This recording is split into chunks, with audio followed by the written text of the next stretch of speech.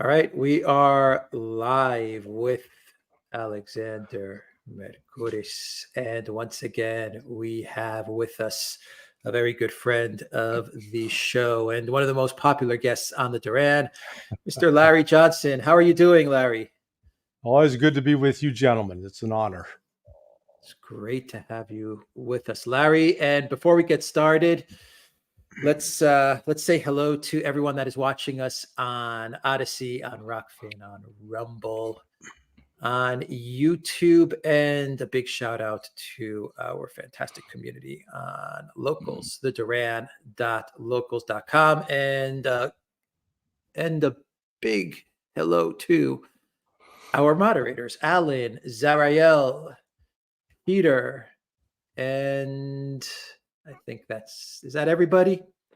Moderators, Zarael, Peter, Alan. Yeah, I think that is everyone in the moderation. Thank you to our moderators for helping us out. Alexander, Larry, we have some news to talk about. Not much going on in the world, but I think we'll be able to fill up a good hour of news. So, Alexander, Larry, let's get to it. Yes, I mean we have a certain incident, I think, in Pennsylvania, which we particularly need to talk about. And Alex was talking about the fact that you one of our most popular people on our show, and Larry, you were very kind to use the word honored to say about the fact that you're on our show. The people who feel especially honored today are Alex and myself, because thank you. This event that happened in Pennsylvania, I cannot think of anybody better qualified to discuss than yourself on a program like this today.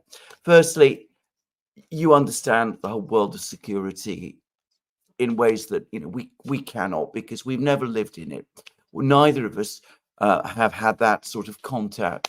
But also, you're a firearms expert. You're a person who actually trains people in the use of firearms, a fact which is particularly important now.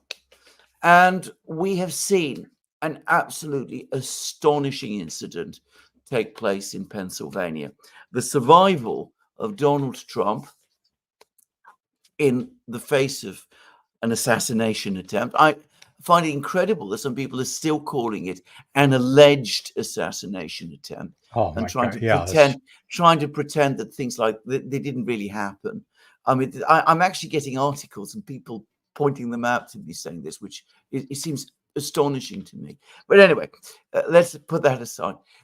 We've had this extraordinary assassination attempt.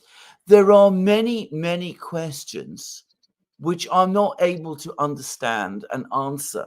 I cannot understand how a thing like this happened in the way that it did. Not that there was an attempted assassination attempt on Donald Trump. Alex, myself, yourself, we've all, in many venues, in many places, informally with each other, sometimes in public, discussed how the danger of an assassination attempt on Donald Trump was a very real one.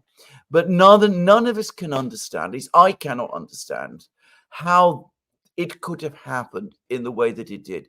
How this person could have, in full public view, got so close to Donald Trump, what the Secret Service was doing, any of those things. So perhaps you can help us.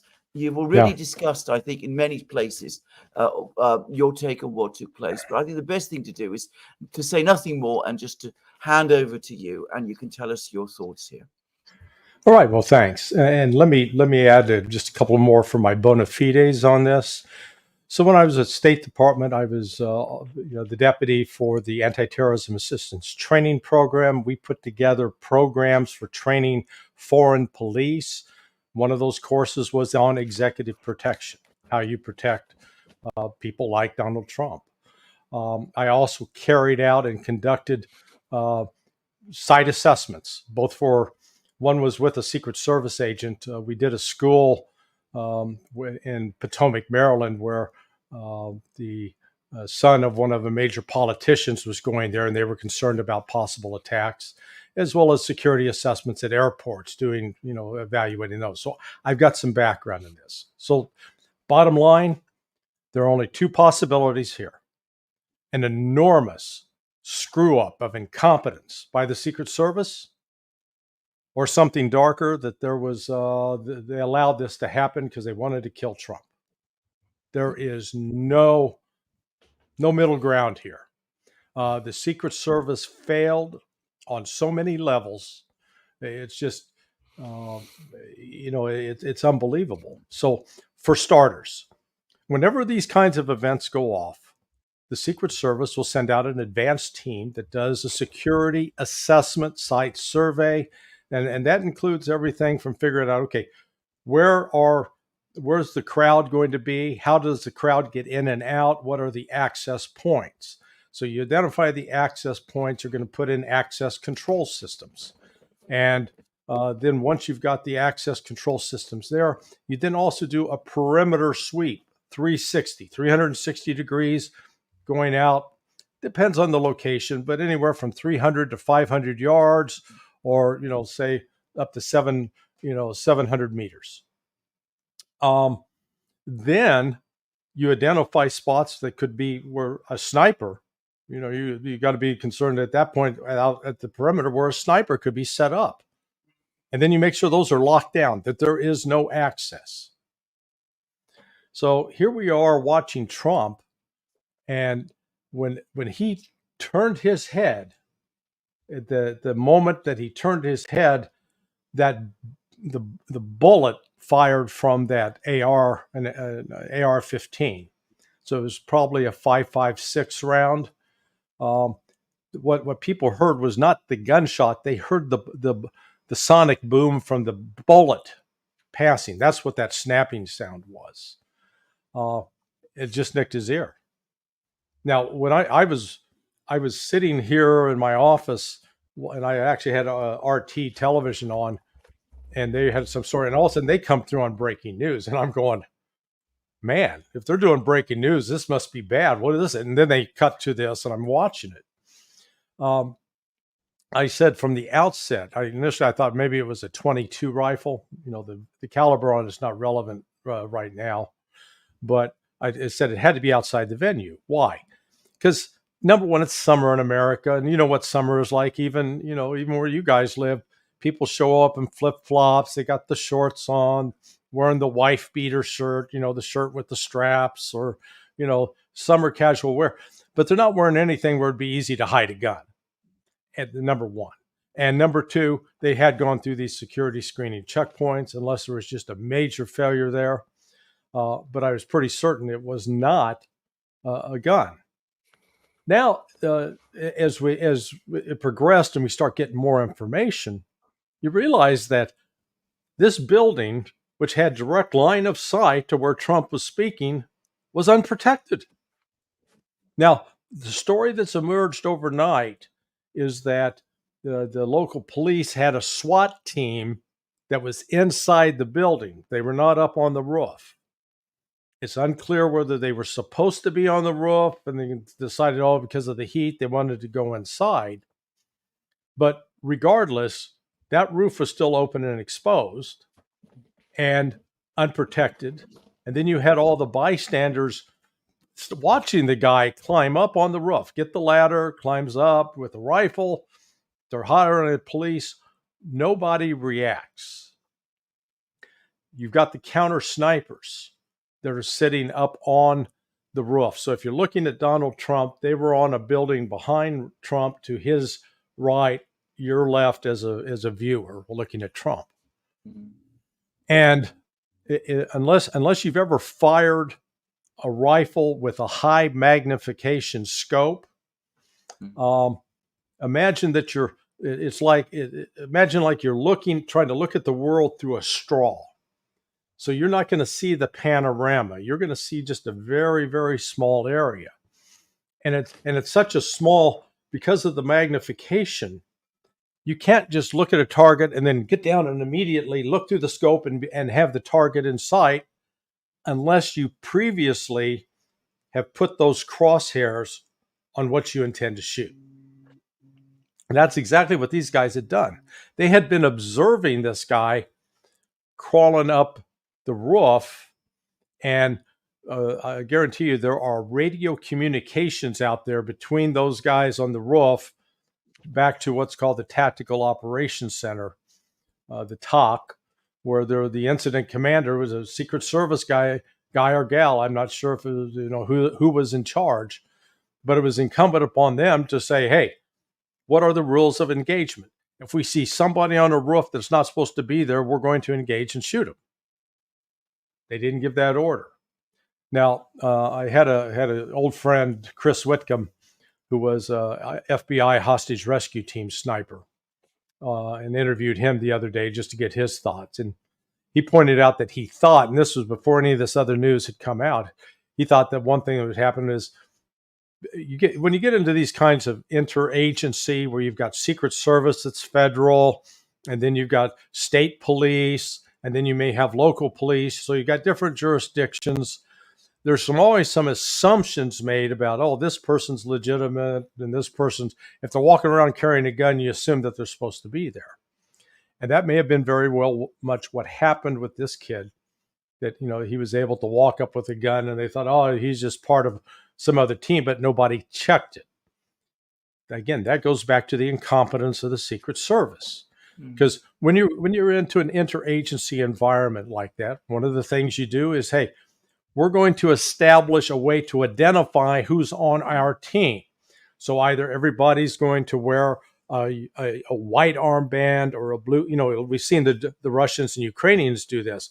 When they got those armbands on their arms, that's so they know that who they're shooting at. They want to make sure, because if you're just wearing a uniform, you can't tell if it's good guy or bad guy. Well, the same thing should have happened here, that they should have had a color of the day, or a visible badge, something, so you would distinguish between who was legitimate security and who wasn't. That's a failure right there. Clearly, these counter snipers who are up on the roof, they had this guy on site. And once he started shooting, the fact that they were immediately able to go onto the rifles and press that trigger and fire shows that they had him. They already had the crosshairs on him. And had it for a while. That's not, you can't immediately put crosshairs on somebody with that kind of rifle in 2 or 3 seconds. Can't do it. And the problem is we got so many people watching Hollywood movies where they pull that stuff off all the time, but it's just not realistic.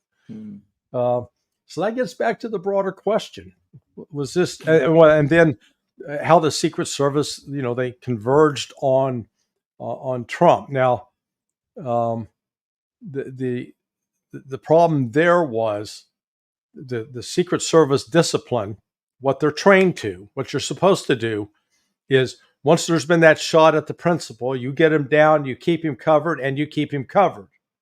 You don't let him stand up, raise his fist, and fight, fight, fight. Now, iconic moment, and it was sort of showed that Trump had a lot of steel in his spine. He wasn't, he didn't collapse into a crying heap. And you can't fake that. But that was still a failure on the part of those Secret Service people. And then you get the image of all these, at least 3 or 4 women on the detail. They're all like 5'4". You want to have guys that are like Alex's size, to cover them up, and then not a great job. You're a bullet magnet, Yeah, here, I'm covering you up so you can shoot me in the back of the head. But they failed on that. And so here's the current director of the Secret Service is this woman who was previously at Frito-Lay. Okay, think about that. A part of the Pepsi-Cola family. Frito-Lay, corn chips. And she's doing now executive protection for the president and for other dignitaries. She should be fired immediately. But that's not going to happen. So now we've got the problem of the Secret Service and the FBI are going to investigate this. Well, frankly, I wouldn't trust either of them. There needs to be an independent outsider to conduct the investigation, because the failure of this on so many levels is really troubling. I completely understand. Thank you very much for that very, very thorough and clear explanation. I have to say, one of the most depressing things about doing programs on the Duran over the last 10, 15 years, well, the time that we've been doing programs, but we were doing articles before, is the continuous revelation of how more and more institutions of the US government, which I had assumed worked efficiently, are not efficient Yeah. in the way that I had thought they were. Now, that has nothing to do with the kind of policies that the US government follows. It might do all kinds of things that I don't agree with at all, or might be completely opposed to. But I had always assumed at one time that whatever the United States set its mind to do, it did well. And one of the last institutions about which I still had that belief was the Secret Service. I assumed that an organization like this, an institution like this in the United States, of all places, would be an institution that was meticulously trained, highly professional, and which would know how to do its job and which would do it well. It's not, after all, as if it hasn't failed before. We know Right. about how it failed in 1963, and there's all the stories and things that we've heard ever since about that. But I would have thought that, knowing that, and it's an event that everybody is familiar with, that the Secret Service especially would work like clockwork. And I have to say, in spite of everything, in spite of the revelations about the FBI, the CIA, the way in which the United States can't build a pier in Gaza, which isn't blown away by the wind, I was still shocked yesterday to see, well, not the day before yesterday, to see the Secret Service fail so completely. And I have to say also, and this is my own completely inexpert observation, seeing all of these people trying to bundle around Trump, they looked disorganized and frightened. I thought they looked frightened and panicky in a way that I never imagined was possible. So anyway, that's the first thing I wanted to say. The second is, shall we perhaps look into the question of whether you think there's any possible credence to the theories that this was somehow arranged as opposed to just happening as a result of incompetence.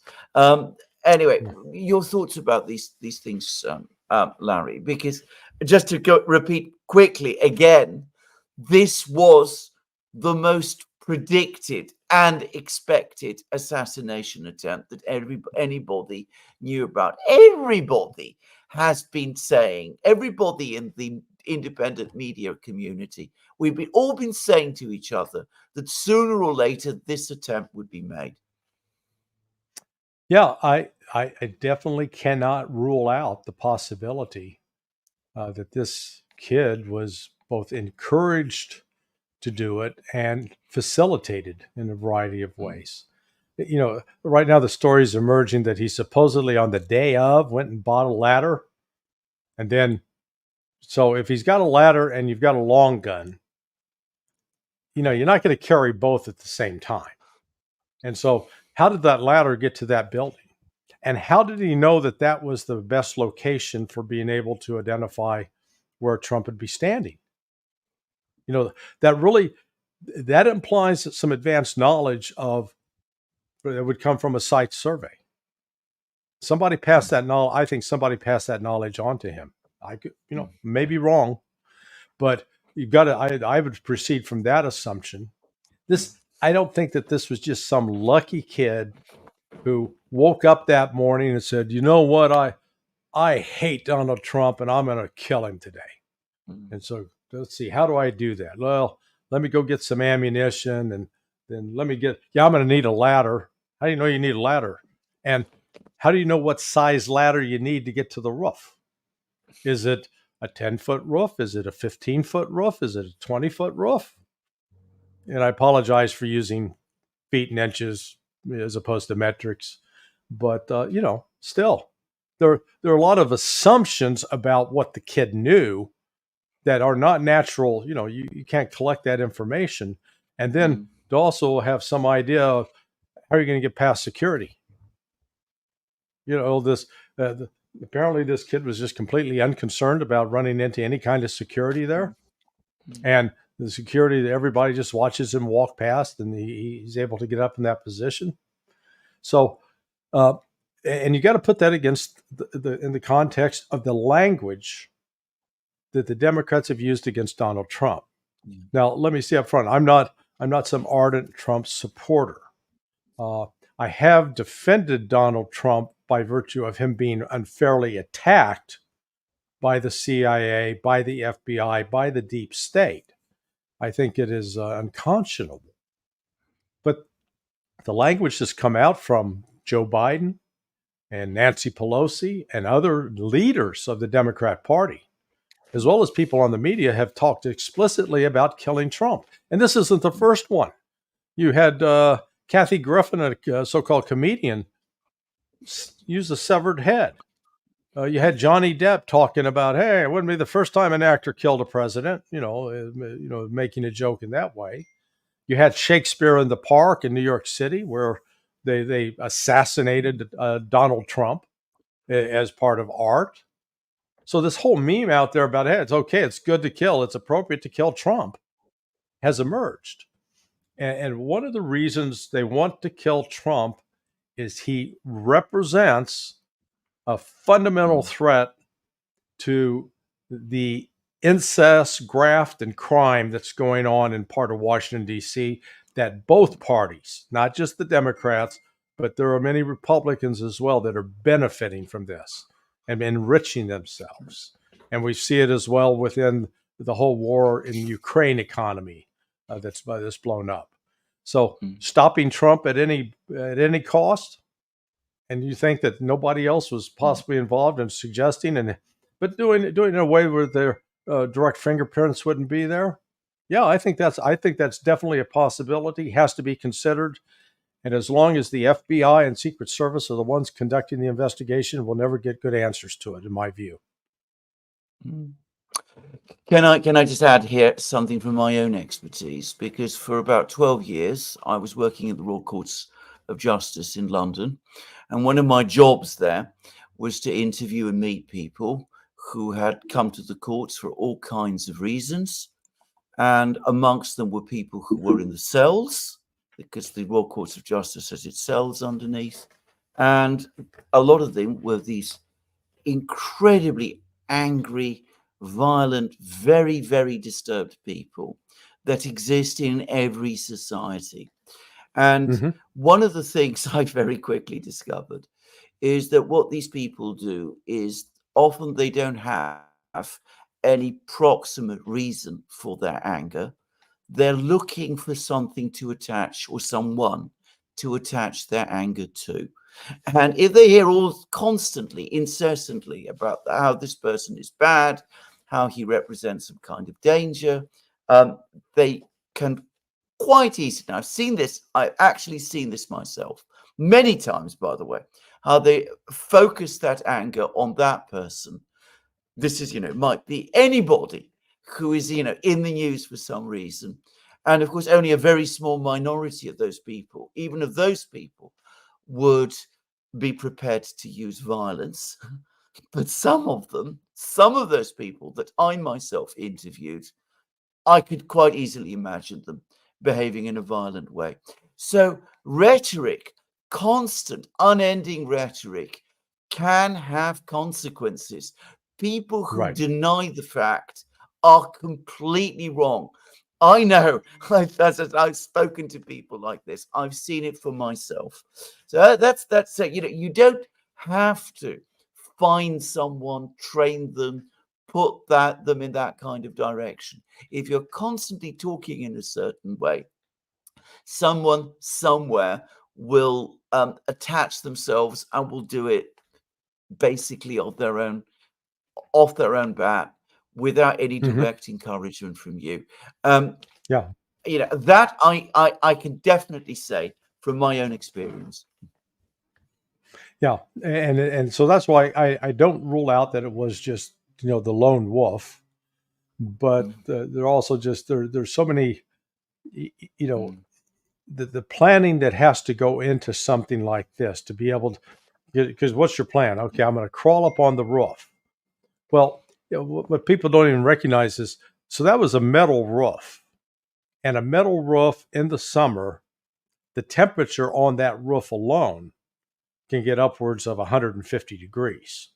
I mean, we're talking some serious. You could fry a burger up there. Okay, so here's the kid crawling up there with a rifle with skin exposed. He's wearing a t-shirt.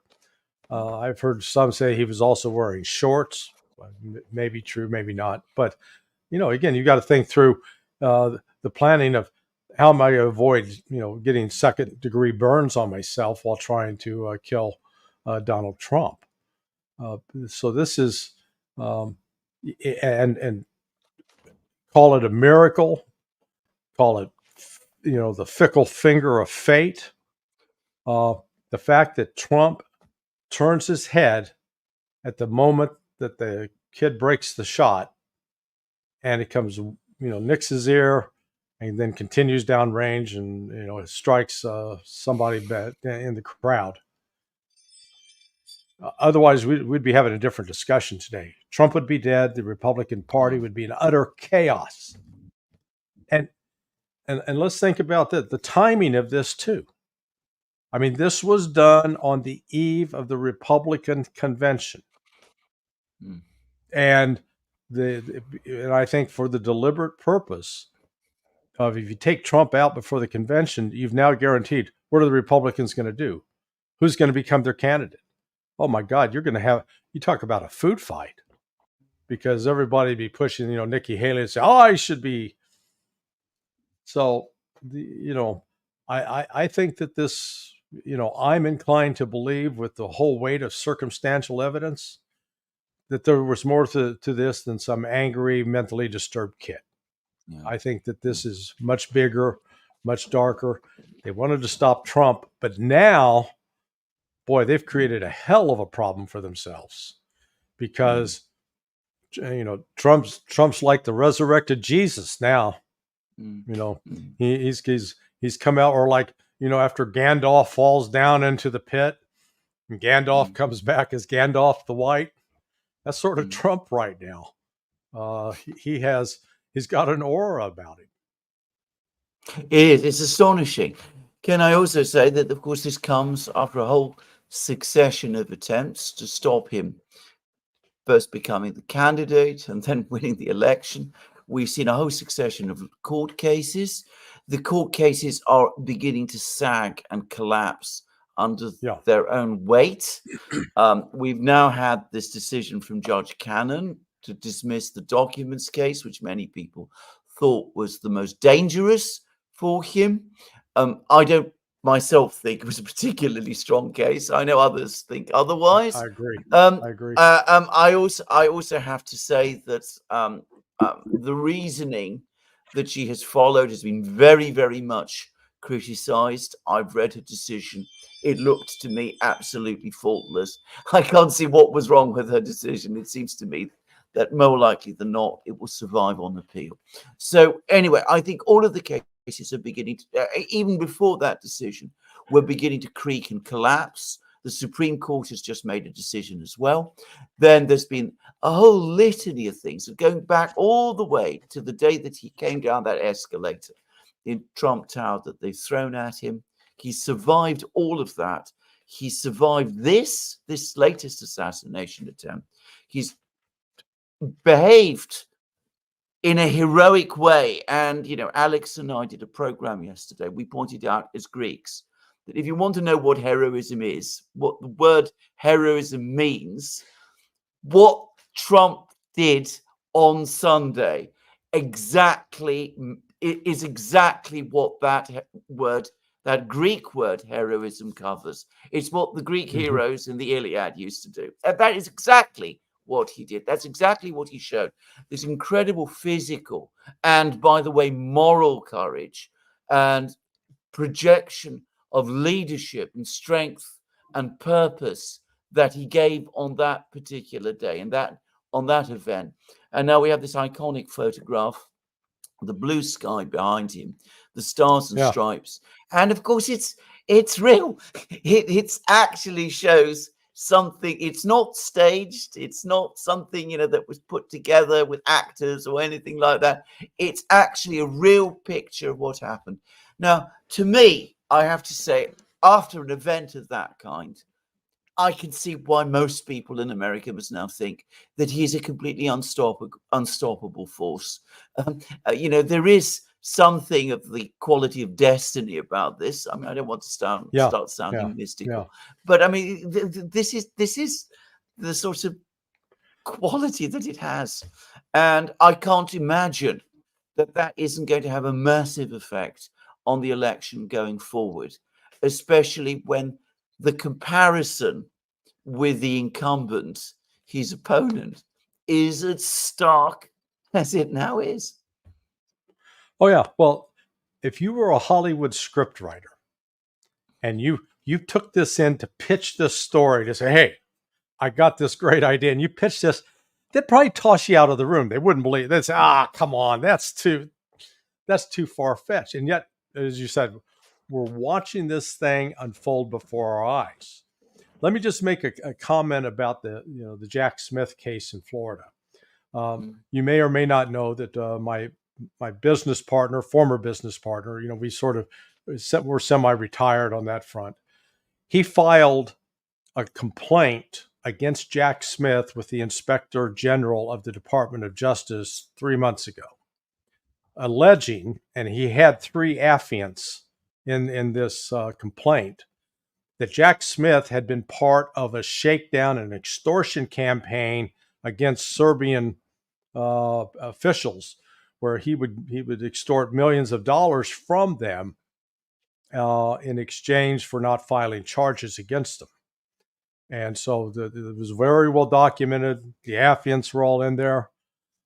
The day after Biden's disastrous debate, one of those affiants was approached by some folks with ties to, let's call it, organized crime in Eastern Europe, offering a $20 million bribe for them to withdraw their complaint. So there's, and I do know for a fact that this complaint against Jack Smith is being investigated by the Inspector General at the Department of Justice, but that Judge Cannon also had received it and reviewed it. So there's a lot going on behind the scenes too with all of this, but that overall lawfare project to destroy Trump, as you correctly note, that's breaking up. That's coming apart. And they're not they've entered the phase where everything they do on that front is just making Trump stronger, making him more popular, feeding into the meme that the man's out to get you. And look, they're even trying to get Donald Trump. And as wealthy as he is and as successful as he has been, that doesn't even provide him protection. That resonates on a populace, among the population that the elites just don't understand, and they're playing with fire. And I do look forward. I hope you guys have Robert Barnes back on, because he's always got some great takes on this. We very much want to, and I think this is actually becoming even more necessary now. Yes. Just to say, I'm sure lots of people will no doubt quote it. Friedrich Paul Nietzsche: "That which does not break you makes you stronger." And Exactly. That's what we've just seen. And that, by the way, Nietzsche also understood heroism, and that was parts of what heroism is all about. This ability to project strength and defiance and a will to victory, even in adversity, even in the face of the most impossible odds. And Trump has it. Well, I mean, you can disagree with him. You might even like him. You may have all your queries about him, but he does project it. Well, and look, he stared death in the face. I mean, and that's no hyperbole. He literally came within just mere inches. If he had not turned his head to the side, they would have probably hit the rear occipital region of the brain. He'd been dead. He would have been completely incapacitated. But he's alive. And his reaction in that moment after being shot was not one of, oh my God, this is too dangerous. It's too much at risk. I can't go through with this. It sort of redoubled his efforts, but it also, if you will, it looks like it brought a maturity to him. Now you're saying, how do you bring maturity to a 78-year-old guy? Well, he's been a little cavalier in the past and shoots from the lip without, sometimes thinking a lot. The fact that he went and said that he tore up the speech he originally intended to give that was going to be blasting Joe Biden for, being the worst president in the world, and something a little more, if you will, presidential. And I asked actually Pepe Escobar this about an hour and a half ago, because Pepe had actually he was watching the convention from Thailand, if you could imagine that, and noted, he said, already there are Trump for President T-shirts being sold in the malls in Thailand. Trump Vance already out on the streets. But he said what he saw was, if you will, sort of a humble Trump, a Trump that has a greater appreciation of how tenuous life is, and recognizing that he may have actually a bigger purpose, that he was saved for something important. That you can't discount that as now being a factor in his persona going forward. So it's going to be fascinating to watch that these kinds of attacks have these unanticipated effects, and the unanticipated effect on Trump is actually making him appear more presidential as opposed to less. Indeed. Now, as I pointed out in many programs now since this event, one of the parties, one of the groups of people who will be watching these events very, very closely indeed are foreign governments. Foreign governments will have concluded from the events of the last 3 weeks that the United States is not being led by the present incumbent, that he's incapable of providing leadership. Friends of the United States will think this. Enemies of the United States will think this, that there is no strong, effective president in charge of the United States at this moment. They will also have been looking at the events that took place on Sunday, and they will be concluding that the next president of the United States is going to be Donald Trump. They do not follow the opinion polls closely. They might be wrong in that belief, but that, I am sure, it's what the overwhelming majority of foreign governments are thinking now. And they will be changing their policies and assessing their policies on that basis. One set of governments are particularly interested, and those are the European governments. If you look at the European media this morning, especially after JD Vance's appointment as vice president, vice presidential candidate alongside Trump, they are freaking out. Go to the Financial Times this morning, look at their lead headline. Go to Politico as well. But Politico, of course, is an American magazine. But go to the European media. They are horrified. They are appalled by what is happening. They are clutching their heads and saying, what on earth are we going to do now? Are they right to be afraid? Yes.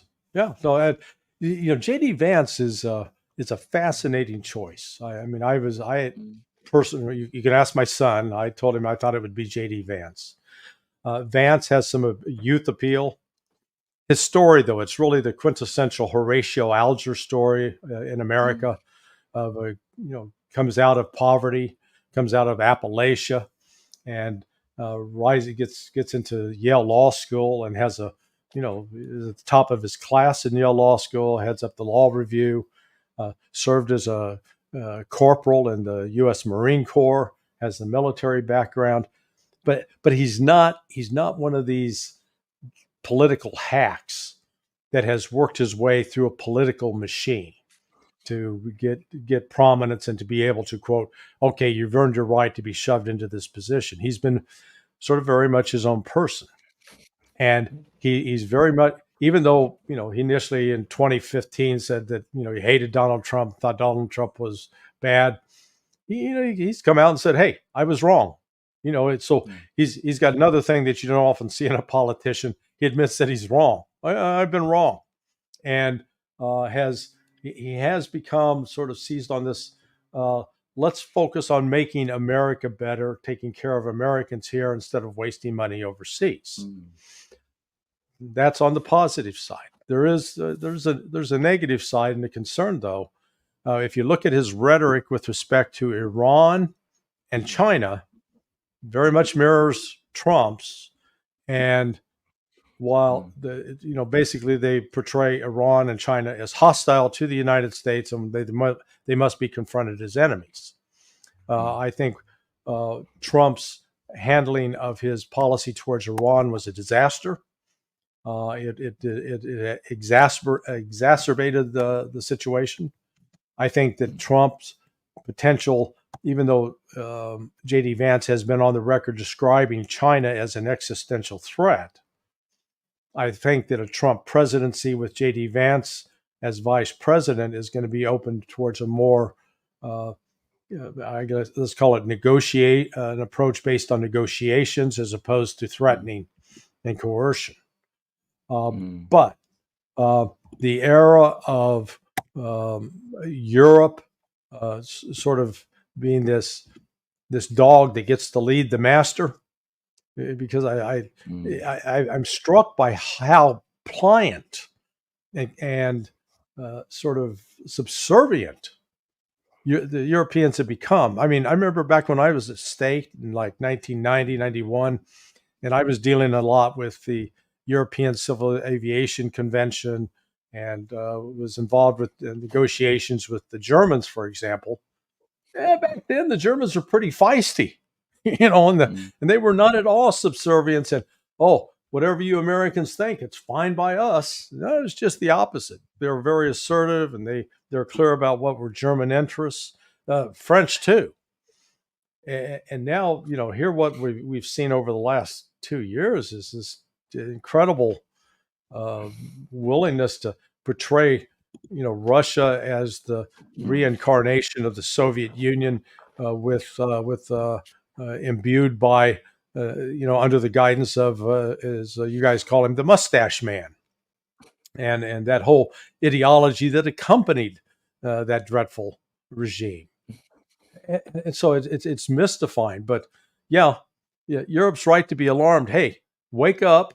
You're going to stand on your own 2 feet. The era of this, let's call it the era of grift is over, because that's the one thing that Trump and JD Vance share in common. JD Vance is not owned by anybody. Trump can't be owned by anybody. He's got enough money. Vance's position comes out of a genuine ideological belief that you're not going to be corrupted by this kind of money. And it frankly, he's the first. I think he'll be the first vice president in that position. I can't even put Truman in that, because Truman came out of a corrupt political machine known as the Pendergast machine in Kansas City. Actually, my grandmother worked in part for that organization and knew Harry back then. But JD Vance really represents something unique in American political culture. We haven't had a vice president candidate like this ever that I can point to.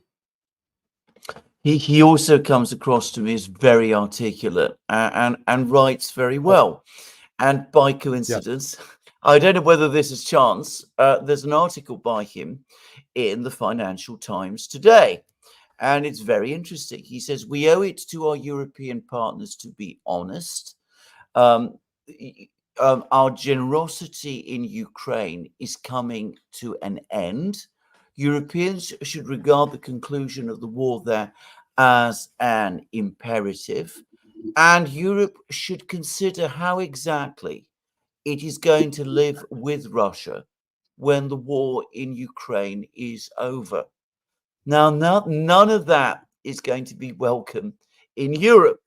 And we have Right. I have another quote also from the Financial Times, and this is from Rob Johnson, who recently stood down as director of the UK Ministry of Defence unit charged with gauging the country's military strength, which is somewhere close to zero, by the way, but that's another story. Anyway, he is quoted as saying this: if Trump is elected and continues with the policy preferred by Vance, he may announce the abolition of NATO or US leadership of it at least. That would be the signal for Russia to regenerate its power over a decade with China and apply more coercion against NATO. We are entering a very dark period indeed.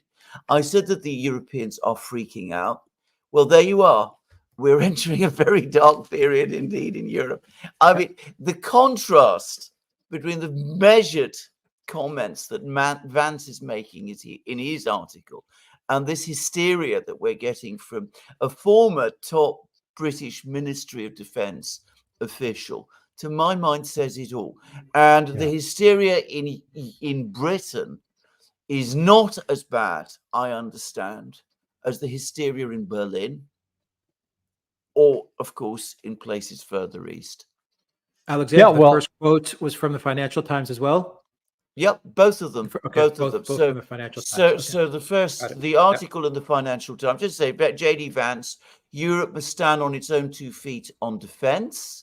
The article that I quoted that British official from, Europe fears weakened security ties with US as Donald Trump picks JD Vance. And that, by the way, this last article is the lead article in the Financial Times today. So why is it that both the United States and Europe they've been like the 3-year-old with a hammer? Everything, it looks like a nail, they have to hit it. Only in this case, everything has a military solution. That there is no room for diplomacy, that there is no room for talking, and that anybody who tries to pursue a diplomatic angle is vilified and attacked. And at the last NATO summit, they came out, and so Alexander, I think you may be old enough to sort of remember. Alex, too young. CETO, SCATO. Okay, so what NATO basically proposed at this last summit was to revive the reincarnation of CETO. Only they're not going to call it CETO this time. But it's the same thing, except when CETO came into being, that sort of its purpose was to help preserve the French colonial empire in Vietnam. Now they're setting their sights on wanting to go after China. But it's like you wanted to build up and expand this military organization so you can fight China, and you guys can't even deal with Russia in Ukraine. Everything you're doing is blowing up in your face. You don't have the military industrial capability to generate 155 millimeter shells, medium range missiles and rockets, tanks. You're not building your own modernized tanks. You've got limited air power, despite your claim that you've got all this U.S. aircraft in the pipeline. I mean, it's just it's theater of the absurd, because they talk a tough game about what they're going to do, but as you rightly pointed out, Alexander, Britain's got 70,000 people in the armed services, and that doesn't mean every single one's capable of picking up a rifle and going to the front. That means out of that 70,000, maybe you got 30 to 35,000 that could possibly be deployed to a front line position to be wiped out. And so this is sheer madness. And, I pray to God we're able to diffuse it in some way, because the carnage that's being inflicted upon the Ukrainian soldiers right now is just, it's on a scale of what they saw at Stalingrad during World War II. Absolutely. 2,000 people dead and wounded every day now, between 1.5 and 2,000 a day. And I believe these are casualty figures, of course, coming from the Russians. I believe them. I think that they are true. I think that they are in line with what all of the other evidence tells us. And I don't have any reason to doubt them. For those who don't know, SEATO, Southeast Asian Treaty Organization. I Yeah. can remember it. Absolutely, I can. And of course, it passed away around the time when Vietnam, the fall of Saigon. And who Yeah, knows, maybe NATO will go, 1975. 1975. So maybe, hopefully, we will see the end of NATO in some form, also, at least in some form, um, um, at least in its existing form, anyway. Well, Larry, I think this is where I'm going to stop. I want to say thank you. You've explained a huge amount. There's one particular question that I did see asked, which I just like to ask because it intrigues me. I mean, somebody's asking a location outside 150 meters from where Trump was speaking is outside the security perimeter. I mean, was that actually the case? Was it No, it actually shouldn't. this place? Yeah. No, I mean, can't it be? no, that, Surely. yeah, This question? you wanted Yes. probably 500, This- 500 meters out would be the security perimeter, at least 500 meters. And what you're going to look for is any building that could provide a platform that would provide line of vision sight to where the speaker is. And how do you do that? As part of your security survey, you've got somebody on your team. You say, hey, Smith, get over here. Stand at the podium. Stand there, and we'll on the radio. We're going to be talking to you. And then you go out and sweep from the perimeter and get into different locations. You stand on the water tower. You stand on the roof. You look and see. Can you see it? Can you not? And yeah, I mean, that's how you do it. There's no, and you could also do it with drones, but yeah, it wasn't just it wasn't that this guy was outside the security perimeter. You want to reach out for a sniper, a military grade sniper. Yeah, they can take shots at beyond 1,000 yards. Okay, well beyond 1,000 yards, but that's unlikely in this kind of circumstance because you're not going to have a wide open arena that would provide that easy access. But you still have to go out to at least 500, 600 meters, 500 yards to verify that, because beyond that, no amateur is going to be able to take that kind of shot and hit anything. Recognize, my FBI hostage rescue team buddy, Chris Whitcomb, said that, if you're shooting out at over like 1,000 yards with a 308 round, which is, it's a fairly big cartridge and the bullet's fairly sizable, that's going to drop several feet. So, most people think that the earth is flat and that when you fire this, the projectile stays flat, but it's not. If anybody's ever thrown a ball, whether a soccer ball or an American football, when you throw it and you throw it any kind of distance, or a frisbee, it travels up and down. Well, the bullets do the same, and they're affected by wind, they're affected by temperature. So the greater distance you have to target, the more those variables of wind, temperature come into play. Forgive me, I'm going to ask one more question, actually, which is about the rifle that was used. Again, bear in mind, I know absolutely nothing at all about rifles, but AR-15, it's been referred to, I think. Is this something connected to the rifle that Eugene Stoner produced in the 60s? Oh, exactly right. Absolutely. Because of that, that's a big rifle. I would have thought that would be something that would be very, very visible if somebody in shorts and a t-shirt was carrying around. Yeah, well, it's what a lot of people like to call an assault rifle. The bullet. So remember, we call them cartridges. The cartridge is made up of 4 components. You've got the bullet, the shell casing, the primer, and then the gunpowder that's on the inside. Now, the primer sits in. If you look at the end on the bottom of the cartridge, which is called the head stamp, right in the middle there would be a little silver thing, and that is basically they call it the primer because if you strike it, it's going to explode. It initiates an initial explosion, which ignites the gunpowder. That's how the gun fires. So this AR platform was developed by Stoner. It was originally the M16.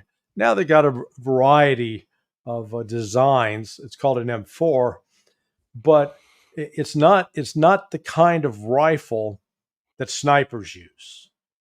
Snipers use a rifle which has a bigger cartridge, because if you take the bullet that's used for an AR, they got what they call a 223 and a 5.56. The shell casings look identical, but the shell casing on the 5.56 is actually a thicker casing, which creates a greater pressure. It's called the NATO round, so the bullet will travel with a higher velocity downrange. But the actual diameter of the bullet is the same as a 22 caliber, and if you've ever shot a 22, that's a much smaller. It's not a big around circumference bullet. So this is not what you'd call an ideal sniper rifle. I've heard conflicting reports that he had a red dot on it. A red dot simply means it's like a little binocular, but when you look through it, there you will actually see a red dot. And when you set that rifle up, you have to, at a certain distance, you'll put the red dot like 25 yards. You look through and you put the red dot on the center of the target and you shoot. And you want to make sure that this is called zeroing the rifle, that where you bring the red dots down so it shoots where you're pointed. And there are adjustments on those. You can do it so you can raise or lower the dot or move it right to left or up or down. I also heard that it was iron sights, which means, they flip up and you've got a front post and then a rear post, and you look through those and, align those. Either way, that's you can make someone who's a skilled rifle shooter can make a shot like that at 150 yards. But when you start pressing that trigger, and I've heard everything from 3 shots to 8 shots. I don't know how many total shots he got off, but in that amount of time, he probably got off at least 4 shots. Well, when you're pressing that trigger rapidly, the gun is moving like this. And over 150 yards, that creates quite a deviation in the flight of the bullet. And so that people need to be aware of that. It's not like you're going to shoot a real tight group, that's, looks like inside that circle. I even, I do training for people. I've trained rifle instructors as well. And one of the things you teach people that when you're shooting long distance, you've got to exhale and hold your breath. Because if you keep breathing, you're going to create a natural movement. It's called the natural arc of movement that is going to increase the deviation of the flight of that bullet. So, there are a lot of sort of technical factors that come into shooting, plus how you press that trigger. Learning to properly press a trigger without jerking it and slapping it and doing other things that will, again, create deviations in that rifle are other considerations. So this kid does not strike me as someone who is highly trained.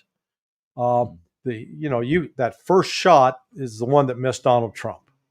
And you can make that first shot. Anybody at 150 yards, if they, calm down, can come very close to hitting that target. But after that, he was wild. And then you got the counter sniper fire started immediately. So a real gun battle.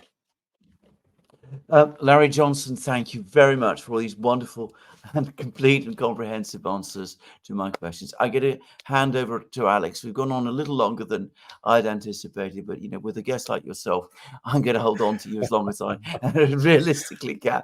So, Alex, over to you. Let's do some questions. From Matthew, unfortunately, Trump won't change foreign policy. What do you say about that, Larry? Where a lot of people are saying that if Trump is elected, foreign policy will not change. Before the assassination attempt, I would have said, yeah, the same guy who selected John Bolton to be the national security advisor could be back. I don't know. I'm hopeful that he will bring now. He will recognize that life is too damn short, and not just his life, but the life of people around the world. And let's say with a new appreciation for life, will be willing to pursue policies that will promote life, not death. I can hope that because there's far more to be gained by figuring out a way to negotiate, to cut the narratives that drive American politics. The narratives in American politics are based on so many lies, and they're fed constantly to the public that Hamas is a massive international terrorist organization. And I can show you with the statistics from the Israeli Ministry of Foreign Affairs that that's not true, that Hamas is a minor terrorist organization by any measure that you want to do on terrorism. But that narrative lives on, that you can't negotiate with Hamas, that Iran is this massive sponsor of state terrorism. No, it's not. And again, I've got the data to back it up and to prove that China is intent upon conquering the world. And it's like, really? Yeah, please give me that long list of countries where China's been engaged in military conflict over the last 40 years. It's a short list because it doesn't exist. So trying to counter that narrative is, I don't see anybody yet around Trump that will lead him in that direction. My only hope is that Trump himself, because of this experience, will start asking some questions, because I do know he is one. He will ask people a lot of questions and really drill down. And there's no telling. I am hopeful that this near-death experience will awaken in him an appreciation and recognition that he needs to be a force for peace, not war. Larry, you love the shirts. Thanks for your insight. Bless and keep from St. Mark. Thank you for that. And from Caustic One, I was going to say Florida business casual. Yeah.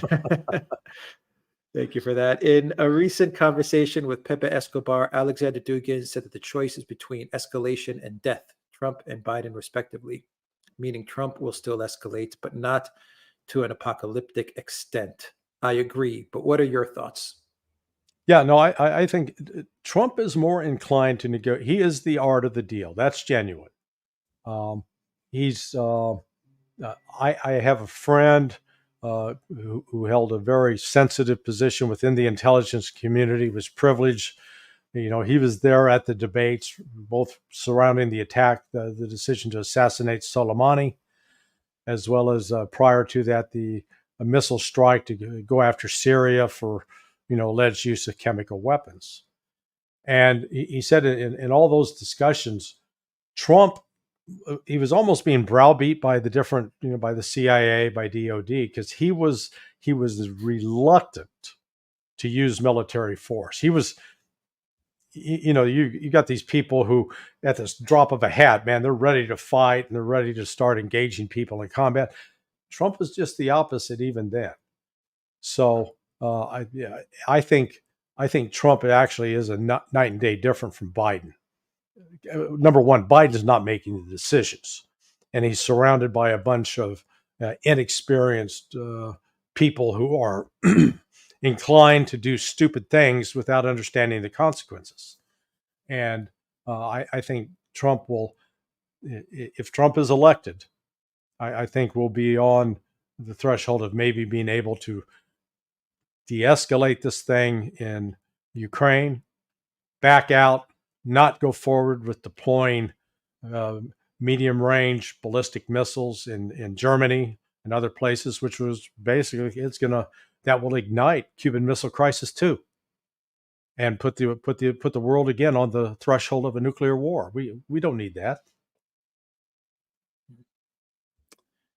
Zariel asks, Larry, have you seen the new standards for Secret Service applications? The freaking joke, 20 minutes to run 1.5 miles. Seriously.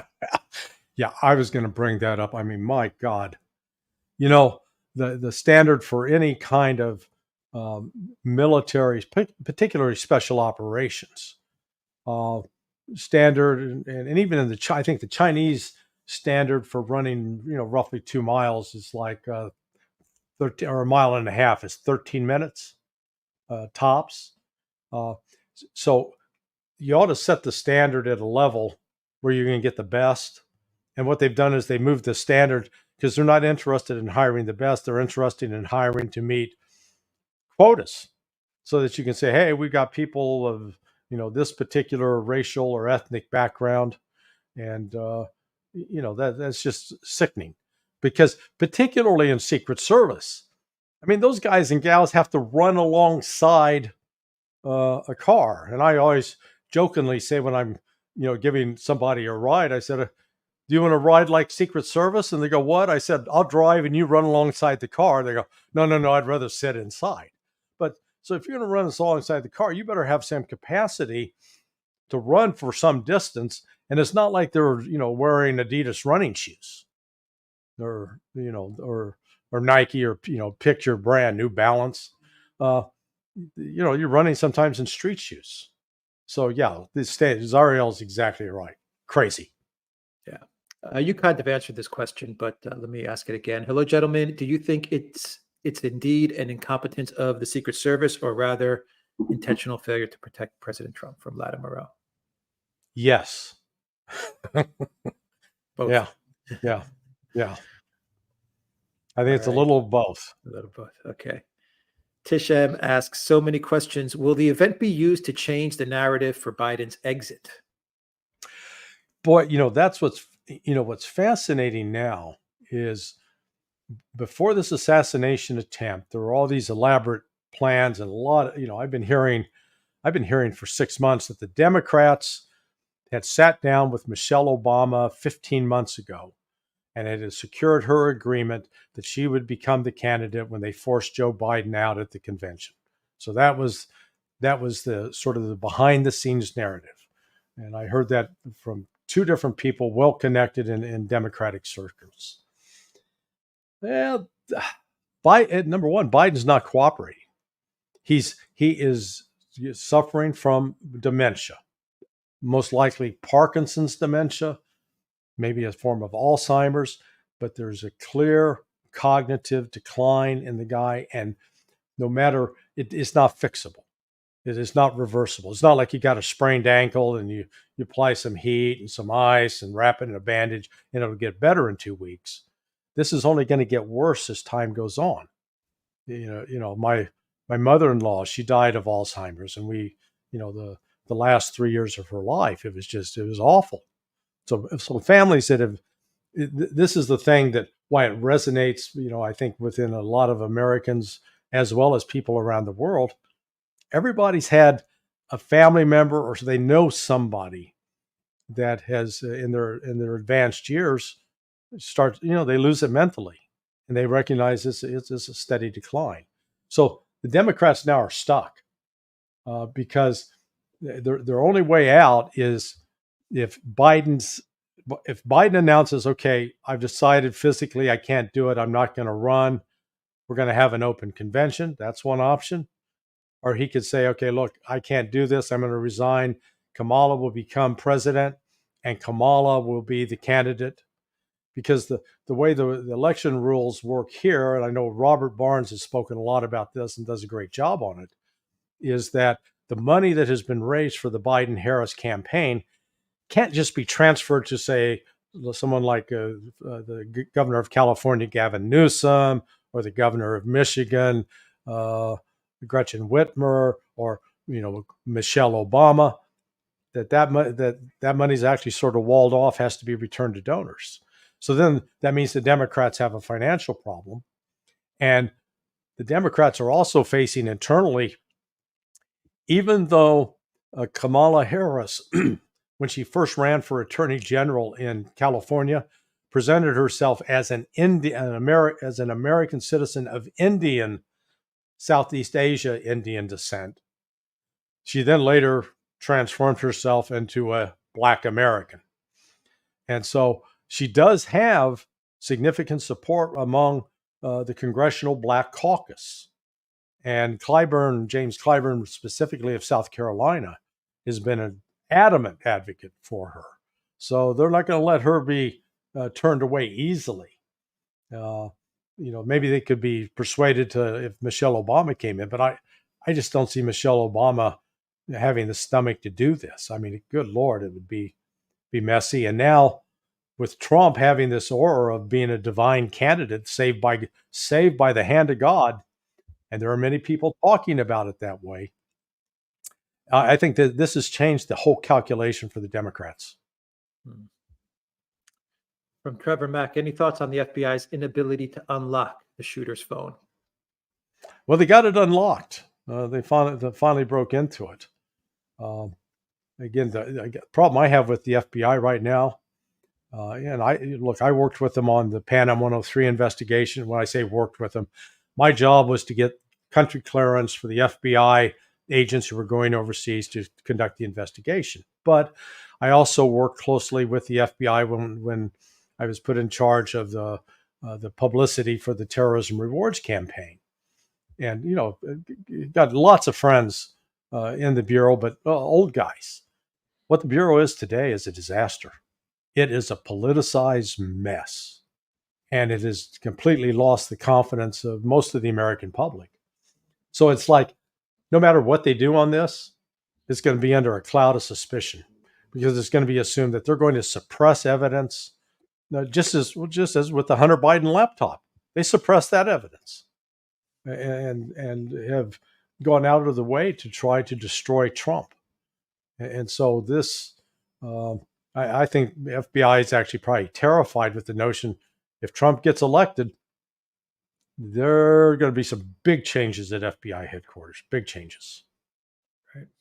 From Rumble, Ben Redward asks, Larry, if you were in Trump's shoes, would you be dispensing with Secret Service protection at this point and hiring your own private security detail? Yes. I would keep the Secret Service around, but I'd tell them, boys, we're going to do this a little different now. My guy's going to be in charge to make sure you're doing everything right. And you can bring in some, there are some excellent retired Secret Service professionals out there that, again, I know guys, they watch this clown show in Butler, Pennsylvania on Saturday. Horrified by it, absolutely horrified, because they were trained to a different standard. They know how the job's supposed to be done. There were just so it wasn't like one failure; it was a multitude of failures. And the fact that this head of the Secret Service doesn't even have the decency to resign, to offer her resignation, this is a complete failure and attributable in part to her policies. From Ben Redward, Larry, what can we expect from the establishment in the deep state now that Trump triumphantly survived the first assassination attempt? They're trying to figure out what to do. I don't know if I'm sure you guys noticed and may have mentioned it.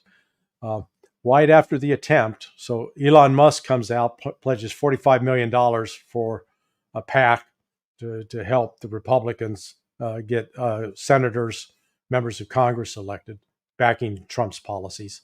Then Bill Ackman of Pershing Square. Now me and my partners did an investigation for Ackman some years ago. So I know Ackman. He was an ardent Democrat. Boy, when he came out and said, hey, my money's going to Donald Trump, it was like, holy smokes.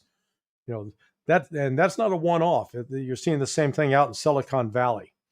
So the support for Biden it's eroding dramatically, and Trump is now lining people up because they recognize, we've got some very, very serious problems, and at least they've got the optimism and on an economic policy basis. Trump's not going to do something crazy. Trump's going to try to do something to stabilize the economy, because anybody that knows anything about economics and financial affairs knows that the United States, man, we're dancing on a precipice that could collapse at any moment. Wired Woman says no questions, just thanks for all you guys do. Love all your channels. Thank you for that, Wired Woman. And from Rumble, Ken Media Reader asks, did the attempt on Trump have a knock-on effect of shielding RFK Jr.? If something violent or Yes. suspicious happened, would there be backlash in favor of Trump? Well, that was one of the other interesting aspects of this. So Trump immediately came out and renewed calls that, hey, you need to get Secret Service protection for RFK Jr. And finally, the Biden administration relented, and they are providing Secret Service protection to RFK Jr. They recognize, again, these dummies, they can talk about, yeah, we're going to put Trump in a bullseye. He's an existential threat. We need to stop him. The rhetoric was such that it encouraged violence. But once the violence happened, and then all of a sudden they saw the political reaction and the flood of support for Trump, they finally realized, oh my God, if RFK Jr. gets killed, we're dead ourselves politically. And Trump reportedly had conversations with RFK Jr. I think RFK Jr. is going to stay in the race as long as he can. But I would not rule out the possibility that you could see Trump ask RFK Jr. to become the attorney general, for example. Again, as a gesture, and Trump may try to do that, make that kind of announcement in advance of the November campaign to show, hey, I'm not just reaching out to Republicans. I'm reaching out to a broad spectrum of people on the ideological spectrum, that we're going to try to come together as America and work first and foremost for the economy, for the security, and then to get us out of these useless and costly international wars. Russell Hall says the kid would have also heard the crowd exposing his position to authorities, but wasn't spooked. He calmly took the time to position and line up his shot. Yeah, he did. So he was not, unskilled, someone who had never handled a rifle before. Clearly, he had handled a rifle before, knew how to operate it. But apparently, he did not have a high-powered scope on it. With a high-powered scope and a brace position, you're likely to get off a shot that definitely would have killed Trump. If he's using the red dot or iron sights, it increases the possibility that, as has happened, came close but missed. And that, again, the memes that popped up on among many prominent Democrats after that was, oh boy, it's a shame he missed. Feeding into this that the Democrats wanted this to happen. And so that's why there's legitimate questions being raised. Was this a deliberate attempt to try to kill Trump? And then there are reports that there were, multiple shooters. I personally dismiss that, because if there were multiple shooters, then where are the other victims who were shot? Because if you fire a bullet at somebody and you miss them, the bullet doesn't say, okay, I miss, I'm going home, and stop. It continues on until it hits something. And with that number of people, and if the shooters were at different angles, there would have been other people in the crowd shot. Thank God the casualties that did occur were minimal. Although one, 50-year-old grandfather and father, a firefighter, he died because he caught one of those rounds directly in the head and killed him. Larry, you have time for four more questions? Sure. Yeah. Okay. Tishem asks, why does the well-funded NSA exist if ongoing crimes in the U.S. regime are not stopped before they happen? Well, and I presume she's talking about the National Security Agency, who's out there scouring up, because they're not supposed to be scooping up the phone calls of American citizens. But, thank God to Edward Snowden, we knew that that's exactly what they were doing. But to scoop that up and then in real time be able to say, put out a warning message. So if this had been a foreign threat, I think that would make more sense to say, hey, did the NSA miss this?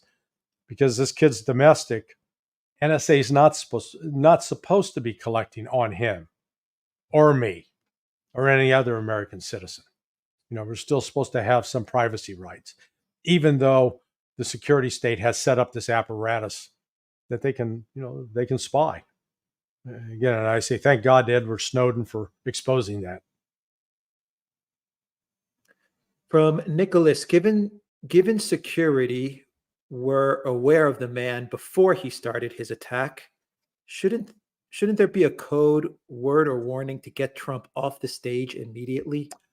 Absolutely. That's another. Thanks for bringing that up. Great point.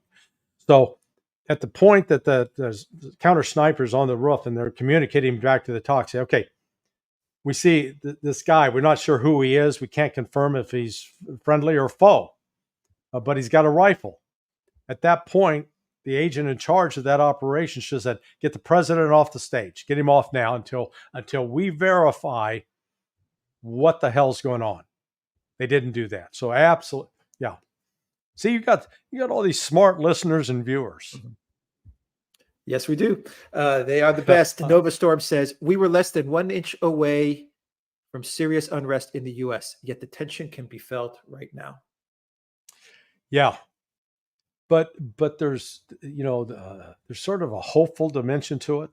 I mean, it is that defiance that Trump expressed as he got up off the ground, surrounded by that bevy of Secret Service agents, where he goes, fight, fight, fight. That has become sort of, I think, an energizing moment, not just for the Trump supporters, but people who were on the fence and lukewarm about Trump. It's brought them over as well. And so there's this now commitment to fight, but not necessarily use violence, but definitely to push back and resist. And good Lord, the media, the mainstream media, what an embarrassment. I know both of you guys talked about it on your shows yesterday, which I watch on a day. You're like a daily devotion. I have to watch all of your different broadcasts. I did figure out the best way to watch. I turn you up to 1.5 speed. That way I can listen to more quicker. But it really has. It has changed. There was a change in the atmosphere, and I think you're going to see that. You're seeing that reflected this week at the Republican National Convention. Because otherwise, this Republican National Convention, without this sniper attempt, the media wasn't going to cover it. Now they have to. And yet they're exposed with their bias by, claiming that Trump falls down after hearing loud noises. Really? You're that fundamentally dishonest? And, they don't realize it, but they look as ridiculous as old Baghdad Bob did back in the day when he was declaring that there were no U.S. tanks in Baghdad. They're just they're worse than Baghdad Bob, because this is across the corporate media. Yeah. Ilya Kuryakin from Locals says, doesn't all event security have some kind of identifier, a color, a badge, something? It should, but they didn't. It should, but they didn't. Okay. He's exactly right. Okay. And Jeff Rook from Locals says, someone should be fired over this assassination attempt. Then they're saying someone should be fired over the assassination attempt. Me, well, obviously someone's getting fired. You don't fail an assassination that badly and keep your job. Well, it wasn't, I wouldn't say that the assassination failed badly. It still nicked Donald Trump's ear and still left a blood trail. It came close to killing him. So, but the head of the Secret Service right now, she needs to be fired immediately. And I don't think she'll be on the job at the end of this month. We'll see if she survives. The guy or gal who headed up the site survey for that scene, they need to be fired. Or the one who was in charge of management. If the site survey was correctly done, they can show that it was documented. And then it was the person who was in charge of running that site didn't ensure that plan was implemented, then they need to be fired. This is the problem with Washington, D.C., the lack of accountability. It's been across the board. I mean, CIA, DOD, the Defense Intelligence Agency, State Department, the abandonment of Afghanistan in August of 2021 and the death of the 13 Marines. Nobody got fired over that. The failures associated with the attacks on 9/11, nobody got fired over that. We can go back to incident after incident. Under Bill Clinton, they bombed the Chinese embassy in Sudan, I think. Anybody get fired over that? No. So basically the message you get sent is you can be the biggest screw up in the world. You might get promoted. So, no incentive for excellence.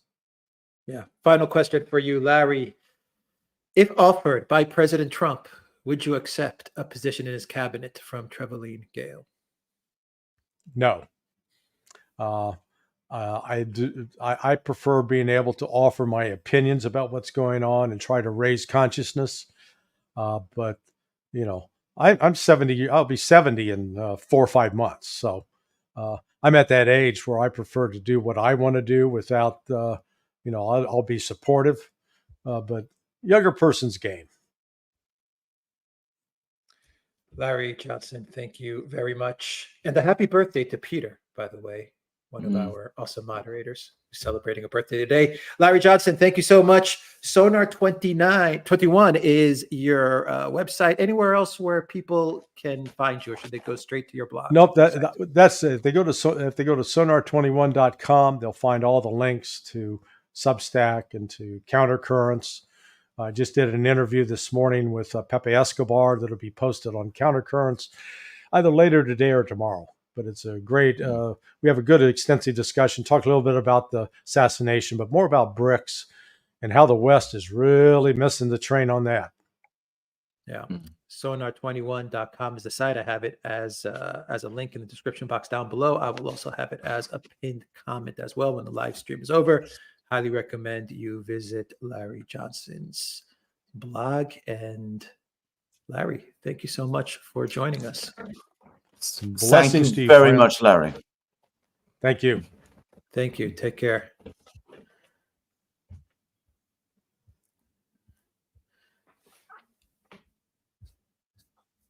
Alexander, are you with us? Absolutely, very much Okay. so. Listening very intently to all the things Larry said, by the way. Fantastic. Let's knock out the rest of the questions.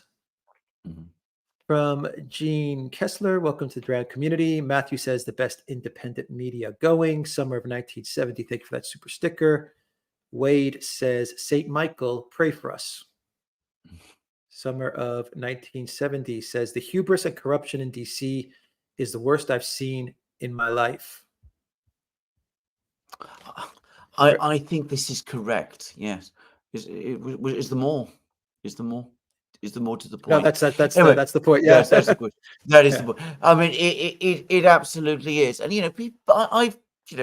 people have been critical or humorous about the fact that I had a naive view about the Secret Service, as I've had naive views about every other institution in the American government. But I do remember an earlier United States, which was a much more efficient place than the one we have today. And yes, there's always been a certain amount of corruption in the United States. If you know anything about US history, you will know that. But it never affected the way in which the central institutions worked in the United States, or at least if it did affect them, never to the extent that we did now. The US is coming very close to that point where corruption no longer becomes a problem of the system. It becomes instead the organizing principle around which the whole political system functions. And when that happens, that is a disaster, and it is all but impossible to change. Yeah. Rand, welcome to the Duran community. R. Kaldi, welcome to the Duran community. Christos says, I think that the Don will back out from the race. Well, if you mean Trump, Yeah. Or do you mean Biden? We'll just I have to don't wait know. and see. I don't think Wait. either of is backing it. Well, why would Trump want to back out?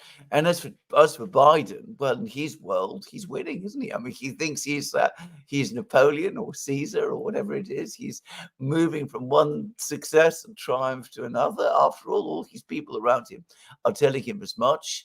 I mean, I've been reading article after article after article and comment after comment from all sorts of Democrats telling us that he's a great man, a great president, that he's achieved all these extraordinary things. I'm not sure what these extraordinary things are, but you can find lots and lots of articles and comments saying that. So why should he pull out? I think he's confident that he's the right man at the right time leading the United States. And in his own mind, such as it is, that's probably what he honestly thinks. I'm convinced that his team gives him a different briefing of what's going on in the world than what we're seeing. I'm positive. Absolutely. Of it. Absolutely. Yeah. Elza says, happy birthday to Peter. Happy birthday, Peter. E. Austin Absolutely. says, let me just join in that also. Happy birthday, Peter. And thank you for all your support. E. Austin says, the guy at Trump's Estachi who stood alone wearing black on the stage is a total hero. Yeah, there are lots of people who behave with great courage here. I think I know who you mean.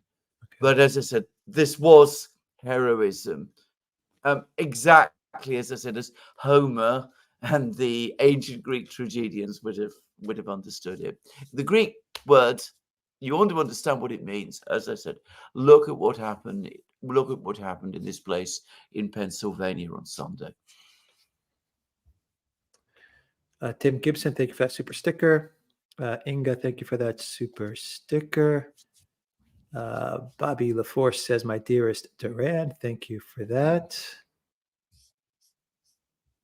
Peter says, one must wonder if the Secret Service is not a Praetorian Guard. Very good point. Excellent point. Praetorian Guard, as I'm sure most people watch these programs know, was the guard of the Roman emperors. It was sometimes actually did guard the emperors. Sometimes it was the greatest danger that an emperor might face. Several Roman emperors, Caligula was the first, Nero was the next, several emperors, Commodus, others were murdered or overthrown by the Praetorian Guard. Nova Storm says, world peace now. Benjamin, welcome to the Duran community. Jonathan, thank you for that super sticker. Commando Crossfire says, good day. Hope everyone is well on this lovely day. Thank you for that, Commando Crossfire. Sir Muggs Game says, Trump's team didn't twig to the sudden appearance of Secret Service Oompa Loompas to protect the big man. Thank you for that, Sir Muggs Game. Let's see. We answered that one. Mama Alaska says, I worry JD's a venture capitalist plus 1 year in office. Well, we can worry about many things. I would have said that the fact that he's only had 1 year in office actually is probably a positive. It means that he's not been assimilated into the system. If he'd been there for 30 years, I think we'd have had more cause to worry, actually. Yeah, he would have been part of the system. Yeah, Matless X says, who is going to be in charge of security when Netanyahu comes to Washington next week, the Secret Service or Israelis? Good question. I don't know. GL1416 says, how do we get such detailed information about the war, where troops are, etc.? Why do governments or some soldiers publish reports about their positions? Isn't this a tactical disadvantage? If you're referring to the Ukraine war, it's not the defense ministries that do that. It's these various reporting agencies, that exist on both the Russian and Ukrainian side. They are able to get quite a lot of information from drone footage that each side does publish, and the military units on each side do publish. So that does give us an incredibly detailed picture of what is going on some parts of the contact line. But you must remember, we get about 15 reports video reports in a day. This is a contact line that's 800 kilometers. We're only getting little bits and pieces here and there. It doesn't give you the full picture, not anywhere close. Yeah. Doom 26464 says, why is Hollywood and its actors so pro-democratic?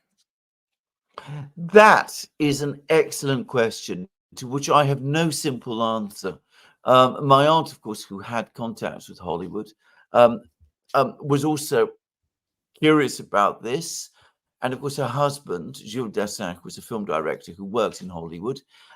He didn't even have an answer to this because I once asked him. I don't know why that is so. Artists, people who are in the arts, tend to be towards the left.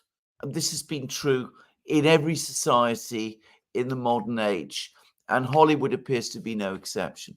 But I can't provide a simple explanation.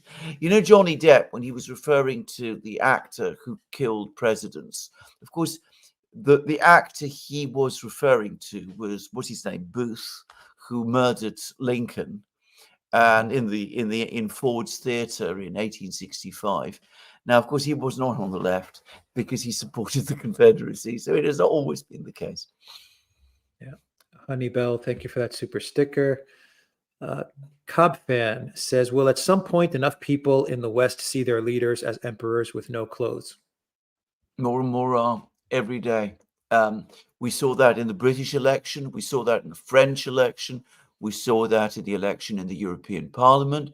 The point is that if we're talking again about this assassination, they didn't just see Trump, not by no means any sort of emperor without clothes. They saw, on the contrary, a hero. Just saying. Paul Hunt, thank you for that super sticker. Kafan says, Vance wants war with Iran. Well, Larry actually talked about that. I mean, on Europe, on things like that, Vance, I think, is just about the best there is. On Iran, it's a different story. All I would say about Vance is that he is someone who has shown an ability to think and to change his mind. And that is the single best thing that you can say about him. Oscar N says, is it true that Biden said someone should put Trump in a bullseye? And if so, wouldn't that be serious?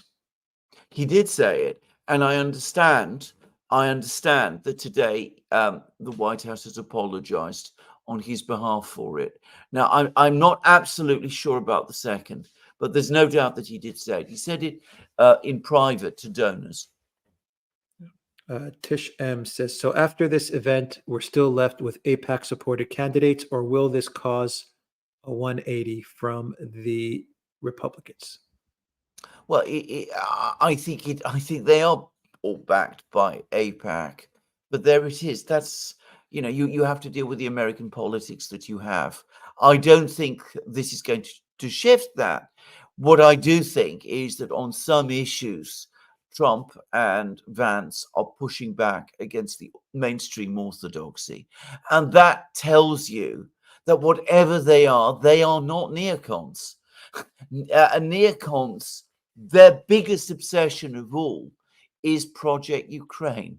So already that is a major, major shift, and we should not, underestimate its significance. Ralph Steiner says, Trump is the Kwisatz Haderach, Dune 1984. I mean, Dune 2024. Extraordinary books, those. I remember reading them at school. And being absolutely wowed. Ralph Steiner also says the Harkonnen failed against the Kwisatz Haderach. They certainly did. Life of Brian says, I'll bite. How big is Alex? Zahar, thank you for that super sticker. Paulie says, perhaps this event was promised to Biden by Mark Rutte in exchange for leadership of NATO. That would explain then why it failed. That's all I can say. Brojo Gen X says, YT censors this, quote, 713 was an inside job. Thanks. Thank you for that. Brojo. Zariel says, I want DJT to acknowledge Christ's miracle publicly. Well, you might get that too. Jamila Asfu says, I am glad mighty God has saved him. Yeah. Thank you for that, Jamila. Ralph Steiner says, Zelensky said Russia should attend the next peace talks, the second peace summit. Well, that tells you that he's under pressure. Bild Zeitung says that he's now deeply depressed. He's issued a message on a statement on X saying all will be well. We got all this money. We got all these people who are enthusiastically joining our army. We don't have enough places to train them. Well, that's a cack-handed one, by the way. I mean, he's admitting that he's sending people to fight without training, but he did actually say that. So I think he's all over the place. And yes, he recognizes that the next peace conference has to be with the Russians, but he doesn't really believe in it. And he's going to fight every inch of the way to stop any kind of serious negotiation taking place. Ridiculous says, I heard the shooter's building was delegated to local police. Do you think that's because Trump was not granted the additional social Secret Service, says SS, Secret Service assets he requested?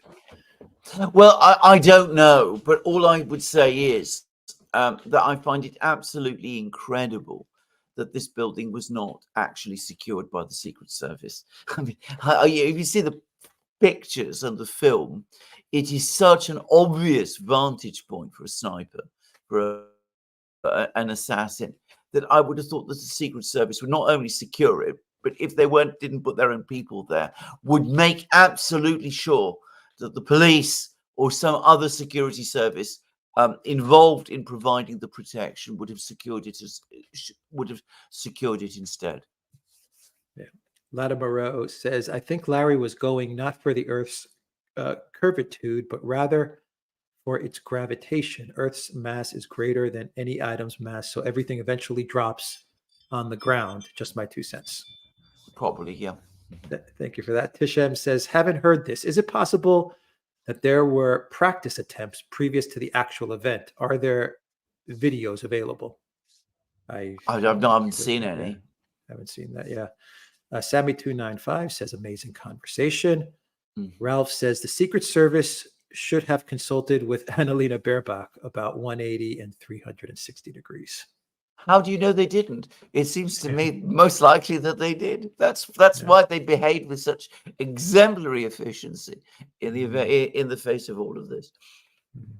Pamela Demme, thank you for that super sticker. Warlock Lander says, it was visible on Trump's face yesterday that his personality is going through transformation at the moment. We might end up with a completely different Trump as before. Well, it's possible. I mean, can I just say this event is one that could quite plausibly change someone. I mean, it is an astonishing thing to happen. From The Alchemist, my father has dementia. When he misplaces something, he will never admit it and shifts the blame on kids. I'm afraid I've lived with people with dementia. My grandmother went through it for 3 years, 3 very, very difficult years. I know exactly what you're going through, and I understand exactly the point you're making. And anybody who doesn't see these signs in Biden is just closing their eyes. Yeah. Sir Muggs Game says, maybe he mistook the 25th Amendment for the High Velocity Amendment. Don't bother, Alex. I'll escort myself out of the chat. Thank you, Sir Muggs Game. The Alchemist says they will investigate this as they investigated Seth Rich. Yeah. Tishem says, so if Trump designates his own to lead his security, in this event, his guy picks off the threat of the roof. What does this signal? And of course, the legal aspect. Well, security. I'm not going to explore the illegal aspect because I haven't really given any thought about this. I mean, the fact is he survived. So I would have thought that he wouldn't want to bring court cases over this. Besides, he's actually thanked the security people, so that would sort of jar with that in some ways. I don't know where this is going to go forward. The one thing I would say is absolutely the person who's in charge of the Secret Service should either resign at once or be dismissed. That seems to me obvious. And if this person stays in post, then I think the first thing that Donald Trump as president ought to do when he's elected in January, when he is inaugurated in January, he should move to dismiss her. Yeah. Russell Hall says, I'm sure RFK feels much safer now with protection. It was the key reason he pulled out of the Democratic Party primaries, by the way, was that he wasn't provided with protection.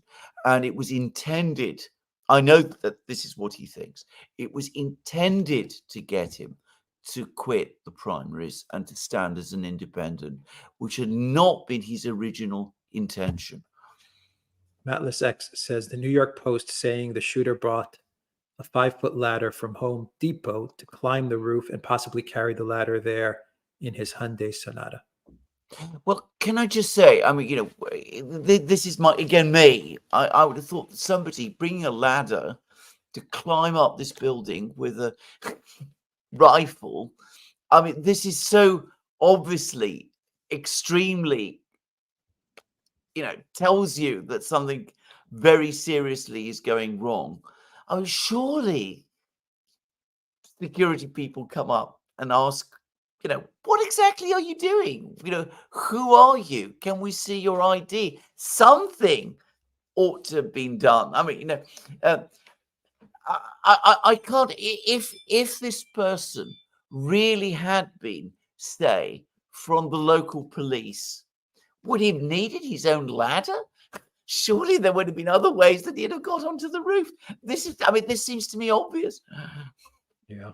Phantom of Many Topics says, Alex, please stop using J or JH sounds to pronounce she. In Chinese, his name is the same sound as she, as in female. In English, the J sound is slang for male body part. Very insulting. Well, okay. I think it's directed at me, but okay. Thank you for that. Elza says, is it the end of Russiagate after what happened to Trump? I hope so. I think so. Yes. I can't imagine anybody in their senses would want to revive that. But then you never know with these people. One thing I can tell you, as night follows day, for about a week, they will sort of, you know, quieten down a little. And then maybe even less than a week, maybe a few days. And then they'll be back at it all over again. Absolutely. Warlock Lander, welcome to the drag community. Russell Hall says corruption works its way through a system gradually. Everything is affected by it. Likewise, regardless of whether you're able to see it.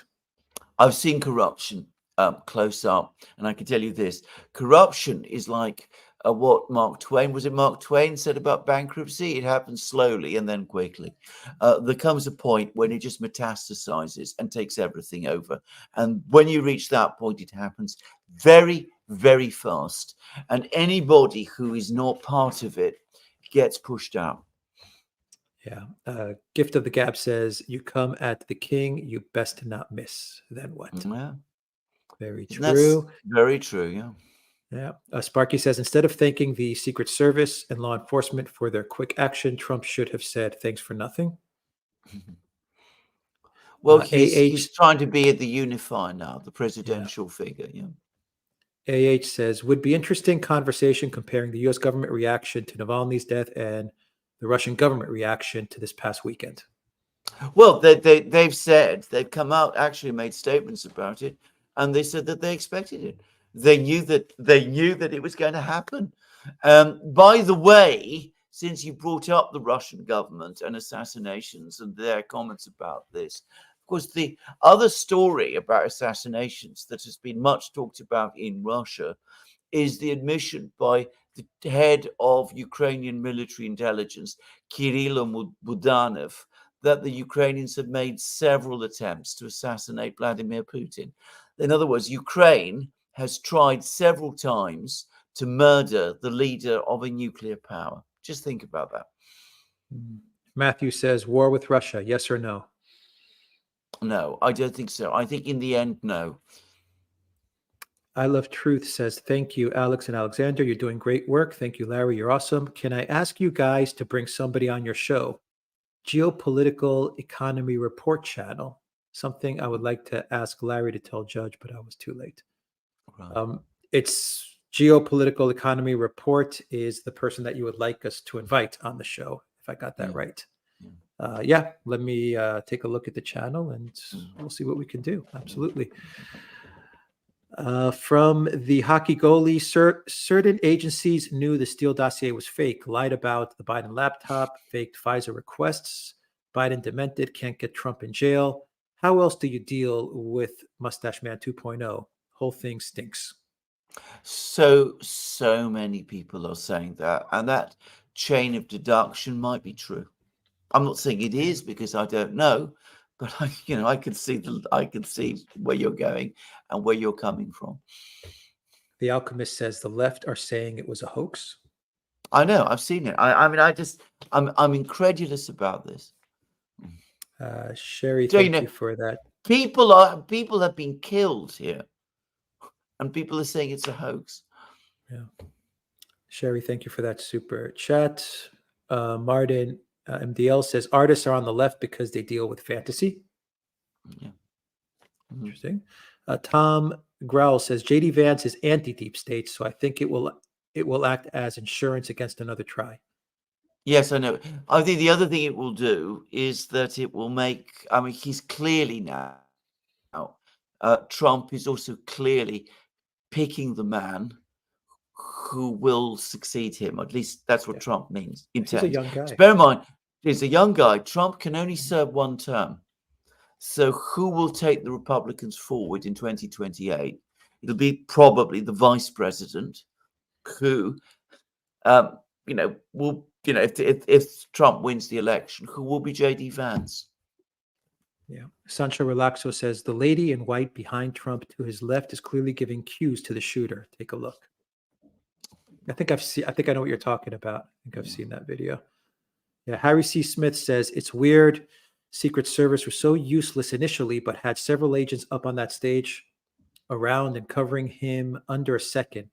Makes it even more confusing. Well, there's so many unanswered questions. There should be an investigation.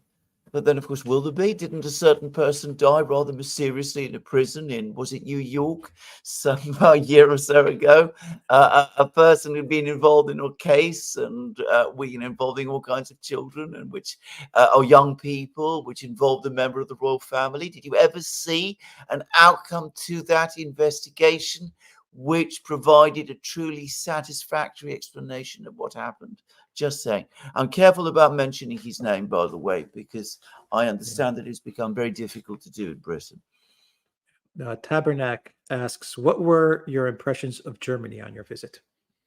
I found the country depressed. I found the people restive. The prices had risen significantly over when I was last there. I mean, it was visibly so. And I spoke to several young people, a fair number of young people in their 20s. I found them deeply disillusioned with the Greens, very, very afraid about war and about the prospect of war, very worried about their economic prospects. They're not in the part of Germany I visited, which is in the Rhineland, a historic social democrat area. They're not prepared yet to vote for the AfD or even, Sarah Wagenknecht's party, which is very East Germany for the moment. But they're very, very disillusioned and they were very unhappy. From EU Tech Health, 80 security agents and police there. Public in the crowd were screaming about the shooter on the roof for 2 minutes. The Secret Service reacted very slowly and poorly. It was a pure inside job. No? Well, so many people are saying this. Now, as I said, I don't want to exclude the possibility of total incompetence, because we've seen so many examples of total incompetence from agencies of the United States government. But you heard what Larry had to say, and he is the person who has done these sort of things. He seems to lean towards that possibility. And who am I to disagree? The Alchemist says Ukrainian opposition leader sends letter to Trump saying Kiev had motive to kill him. Have you seen that? Have you seen that? I haven't seen it. I haven't seen I it. haven't seen that. I haven't seen it. But I have read about Kirill Budanov talking about how Ukraine has been trying to assassinate Vladimir Putin. Yes, And that's everywhere. yeah, absolutely. And they have Yeah. lists, very threatening lists that they publish about people as well. And then you had the Hungarian publication which talked about the car bomb of Orban as well. Exactly. Exactly. Arcane Eclectic says, who stood to gain more than Netanyahu and Zelensky? Who did? Oh, lots of people. The numbers are enormous.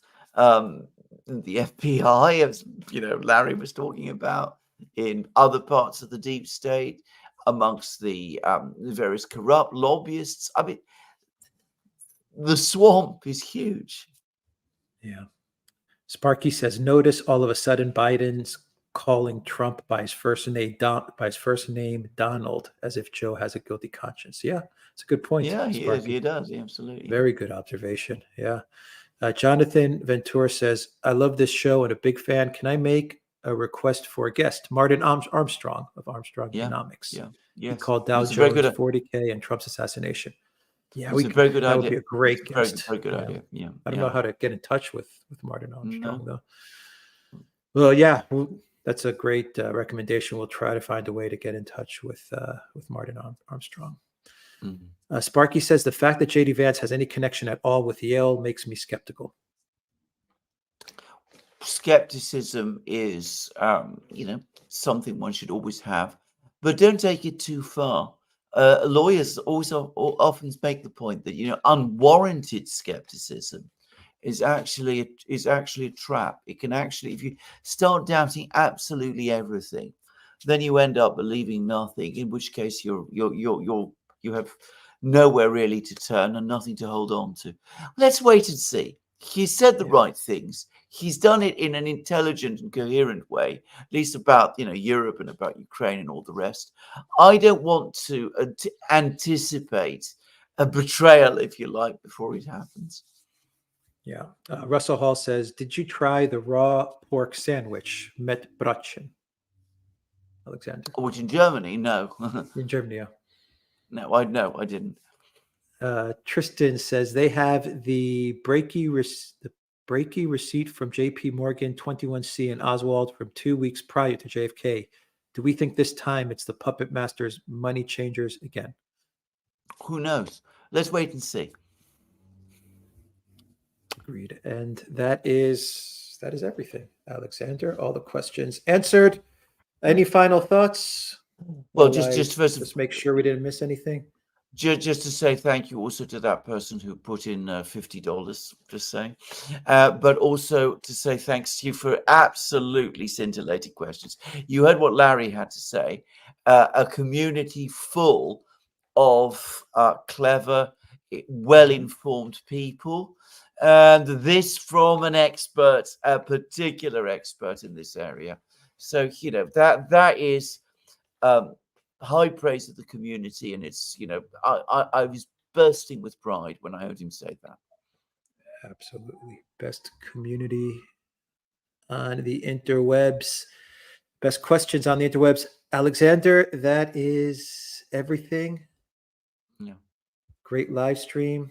Thank Absolutely. you to Larry Johnson. Once again, I have his link in the description box down below.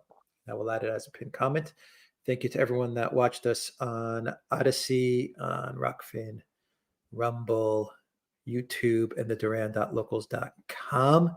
Thank you to our moderators as well, to Zariel. Happy birthday once again, Peter. Who else is in? Tish M. Thank you so much. Gift of Gab, thank you as well. And Reckless Abandon. I think Reckless Abandon is also moderating. Did I miss any moderators? I hope I didn't.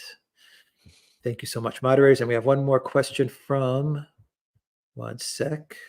Barbara, welcome to the Duran community. And Sparky, I imagine Joe and his cohorts shouting, he's still alive, and astonished disappointment, like Mhm. Solozo in The Godfather. Like in The Godfather. Absolutely, I wouldn't be surprised. Yeah. And Basil says Shinzo and Imran, Shinzo Abe, Imran Khan, Robert Fico, Donald Trump. Well, yeah, Yeah, Abe. Forgot about Abe and absolutely. Yeah. Fico. Pizza, Five absolutely. Yeah. shots and he's back at work. Yes, I know. Yeah, It's amazing. you don't stop him. Tristan's Yeah, absolutely. absolutely amazing. That's heroic. Yeah. Tristan says world needs golden retrievers more than ever. Absolutely. As the owner of two, I can vouch to that. All right, that's everything. Take care, everybody. Mm.